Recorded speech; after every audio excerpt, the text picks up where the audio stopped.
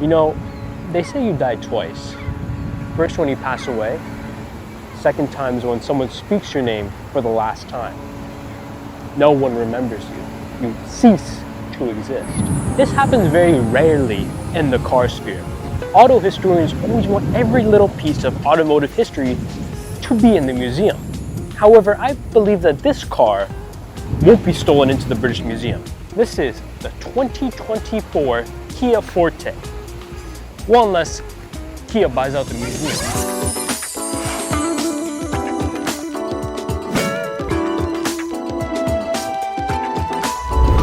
In the dictionary, under the word commuter, you will find a picture of this Kia.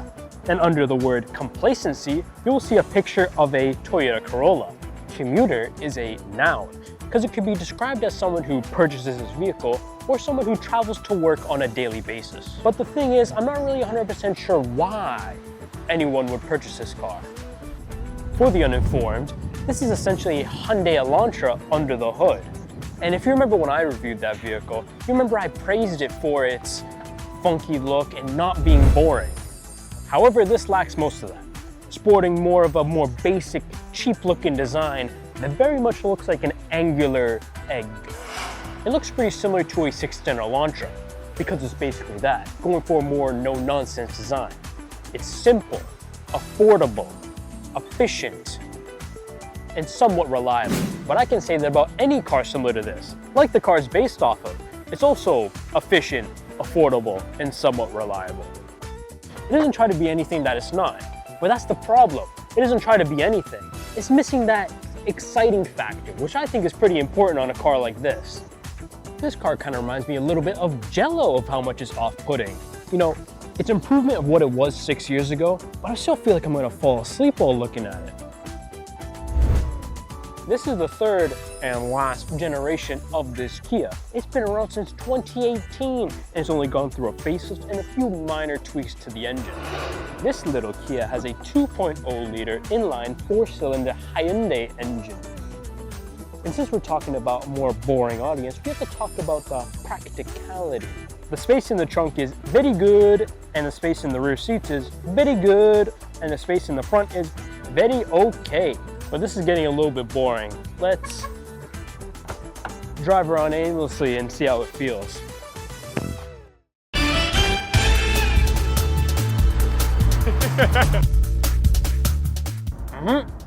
Yep, drives like a pig, very sluggish. And this big ass CVT is not making it any better.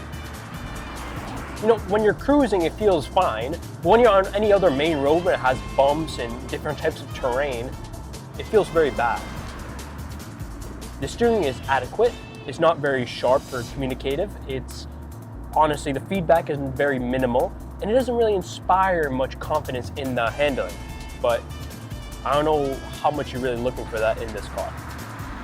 And one thing that you will notice when you first get into the car is that the cabin noise is very noticeable. You will hear people talking outside of the vehicle with crystal clear impunity. And if you're on a road with any bumps, you'll hear everything, especially on the highway. One thing introduced with this 2024 model year is the 16-inch alloy wheels, which improves the ride a little bit, but I can't imagine how those older ones felt. Some person's probably owned this for about 10 years now. It's probably saying something along the lines of, oh, it gets me to point A to point B. Super duper reliable, even though I've changed the engine about 3 times. You're right. The Kia Forte is the definition of reliable transportation. However, it's not really going to thrill you, and it will do its job every single day. Well, not really quietly if you're in the car, but more or less quietly. But the thing is, even in 2025 or when it was released last year, 2024, other cars will do the exact same thing with a little more personality and do a better job. I mean, the value for money is there. There's cruise control, lane keep assist, collision avoidance assistance. It has this 8-inch display, which you can touch. It has Android Auto, Apple CarPlay, the normal stuff, but the stereo is pretty mid, if I have to say. The design of this interior isn't really much to know. It doesn't really do anything good, it doesn't really do anything bad, but the build quality has something I might have to put into question. And thank God that it uses the standard gear shifter. No more of that button shit. For the astute viewer, you can notice it has this white lining, which makes it a little basic, but it looks a little bit sporty. Something else I want to note is the wireless charging, these USB and charging ports. We also have heated seats, heated steering wheel. One thing I want to talk about is the handbrake. When you put it down like this, it's perfectly fine, but there's a little bit of a leeway when you're putting it back up. That doesn't seem very safe. The thing is, I do not understand why people would even consider this car. Whilst competition is more reliable, more efficient, has more features, and just overall just looks better. A few things I can say in favor of the Kia is that it is the cheapest. However, not by much, because last year the Hyundai was only $1,000 more. This came in 4 trims, the LX, LXS, GT line, and the GT, which came with a 1.6 liter engine and about 201 horsepower. Another thing is that Kia would give you a fantastic warranty package with this engine.